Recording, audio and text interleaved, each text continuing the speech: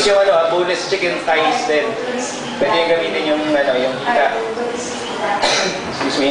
Tapos season natin siya ng salt and pepper. So, again, freshly cracked. Like what I always say, pag gumagamit kayo ng pepper, mas maganda yung freshly cracked. Kung wala kayong pepper mill, gugamit kayo ng ng mortar and pestle or yung almirez. Gamit kayo almirez. Ako, ganun ginagawa ko sa bahay pag maramihan. Nag-aalmirez ako kasi mahirap na nakakangawit din niya kayo ng ganyan. Kasi pag gumagamit kayo ng mga yung mga pepper na ground already, puro na lang, anghang na lang nakuha niyo, wala na yung yung aroma, yung bouquet niya, wala na. So it's always better to use the fresh one. Okay? Tapos salt. Season na. Nakikita niyo wala?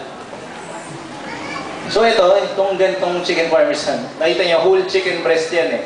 So you can do, pagka gusto nyo extend, hatiin nyo sa dalawa. Yung mataba siya, di ba? Hatiin nyo sa dalawa. Una-una, mas mabilis siya maluluto, tapos mas marami kayo mas-serve. Pero ito, medyo tatabahan natin siya. Kailangan lang. Pwedeng ganun ba? Pwedeng hindi. Ang ganito, parang iba-butterfly nyo lang siya.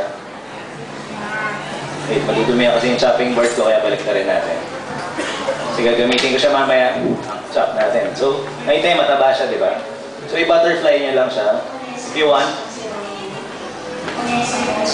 So, parang ganyan lang, magiging dalawang side lang siya na ganyan.